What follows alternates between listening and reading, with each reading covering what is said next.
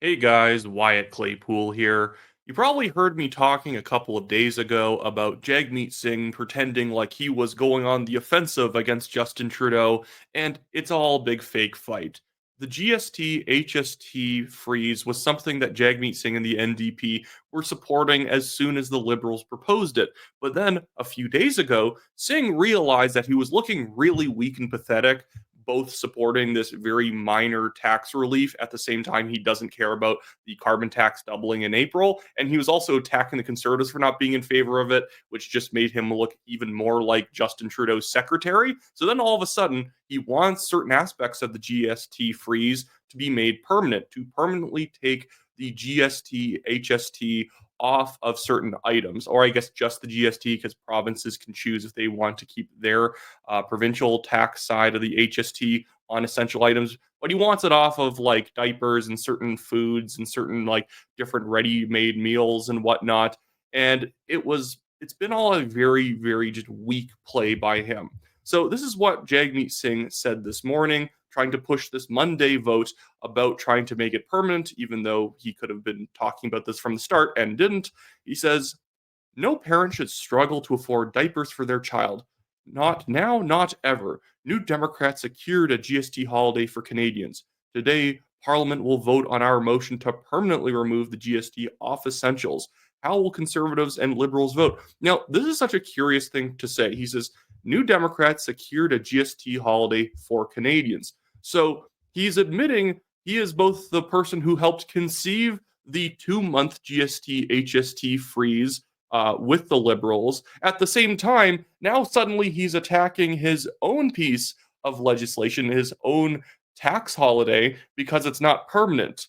Well, which one is it? Did you create the temporary version? Or did you always want the permanent version? Because it was only as of like 3 days ago that Jagmeet Singh actually came out and said, I would like the GST freeze to be permanent on essential items. By the way, too, the only reason people need this tax relief, which it's completely fake, it's a bait and switch. They're about to double the carbon tax in April. That's also why they're giving out $250 checks in April, which is going to be purely paid for through inflation. They're doing this to soften the blow for greater tax increases. But the only reason people need tax relief or need dental care or need free pharmacare, which they don't really need it, is because the government, through high taxes and regulations, have bankrupted a lot of people. So now they need more assistance. Funny how people didn't need this assistance when Stephen Harper was prime minister, or even when like Jean Chrétien or Paul Martin were prime minister, even when liberals were in power, when they were a little bit more sensible with their policy, people weren't so bankrupt that they needed more government assistance to make ends meet.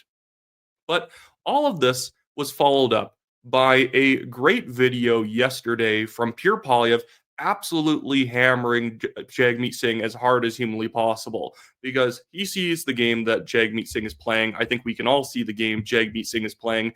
It's the stupid inside-outside game where at the same time that he is backing the Liberals on absolutely everything, he's pretending to be like an attack dog against the Liberals. He's not. He is Justin Trudeau's executive assistant.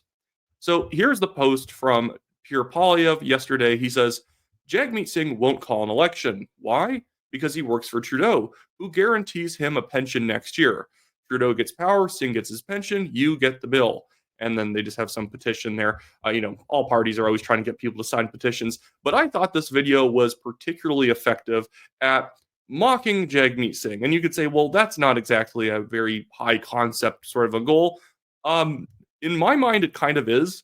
Jagmeet Singh's only legitimacy is the idea that he's like a serious political, attack dog. And I think once you defang him, he is probably going to drop even farther in the polls because right now he's trying to create a fake redemption arc that I've ripped up the supply and confidence agreement and I'm now here to fight Justin Trudeau tooth and nail. At the same time, he keeps supporting Trudeau on everything and now says he won't even vote in favor of the no confidence motion, which is based entirely on his own words. I don't want a Liberal government. I don't want Justin Trudeau as Prime Minister. We have absolutely ripped up the agreement with Justin Trudeau. Justin Trudeau is playing political games, and the only person that's winning is himself. He has come across very out of touch. He's ignored a lot of the problems people are going through. People are absolutely fed up with and done with Justin Trudeau and the Liberals. The Liberals have let people down again and again, and they are done.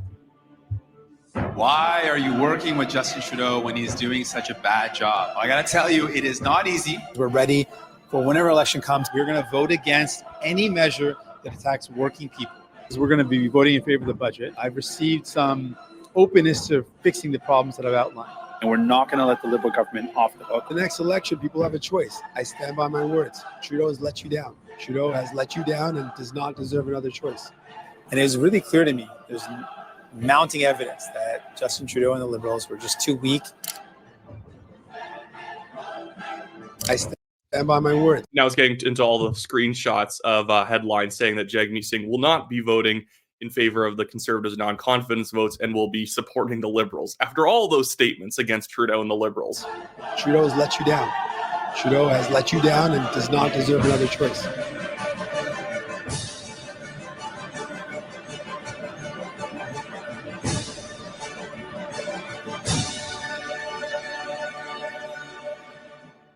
Like, I'm not trying to be like too TLC about this whole thing, but I don't think you can really come back after that or get a good jab in at Pierre Poilievre. Like, what are you going to say to Pierre Poilievre?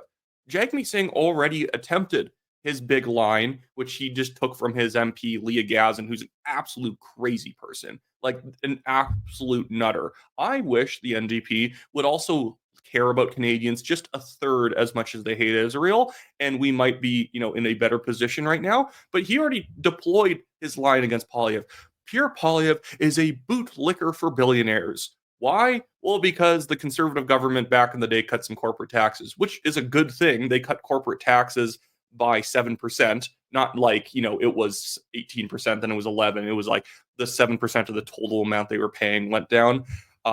That was a sensible policy. And you say, now he won't even vote for this GST tax holiday. You're not even voting for it, Jagmeet, apparently. Even you think it's a bad bill. That's why you're trying to modify it. You can't then say, Pierre, you're a bootlicker for billionaires. This is an anti-small business tax relief bill, tax relief measure, because it's 2 months.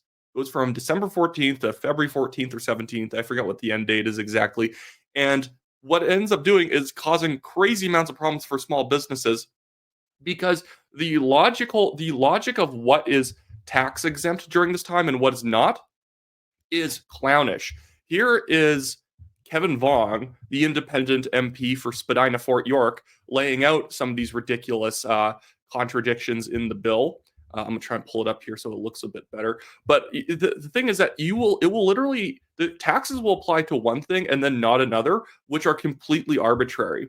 So I'll just read out Kevin Vaughan's post here because I think he sums it up quite well. Again, I wish that I hope that Kevin gets added to the Conservative Party caucus. He is without a doubt one of the most effective MPs currently in Parliament. He was somebody who actually named names of people probably involved in foreign interference. He can't read the NISCOP report, but through journalists, they were able to kind of compile a list of people definitely involved in Chinese Communist Party front groups and all that sort of stuff. But here's his take on the GST tax relief. He says, for those who keeping tracking of what is and isn't covered by the Trudeau GST tax holiday, Pokemon cards are now tax exempt. Hockey cards are not. Christmas trees are tax exempt. Christmas tree decorations are not. Video games are tax exempt. Children ice skates are not. Pepsi is tax exempt. Real guitars are not. Toy guitars are tax exempt. So yeah, he says, imagine you're a small business who has to individually code into your point of sale terminal all of the exemptions for what is or isn't tax exempt and then charge it all back 2 months later. This is what happens when you have government comms shops setting policy. When folks ask me how I could have agreed to run when I asked, it's because new to politics Kevin wanted to bring a clearly missing small business perspective that I naively thought would be welcome. He's saying this part because Kevin Vaughan actually originally ran as a Liberal, and I don't blame him. It's Spadina, Fort York. You're either going to win that riding as a Liberal or a New Democrat, and he never even sat in Parliament as a Liberal because the Liberals threw him out over this really stupid smear campaign about like some stupid sexual accusation against him. Really, it's just because Trudeau is quite bad with women over time, so they kicked out Kevin over something nonsense to pretend the Liberal Party actually cares about that sort of thing.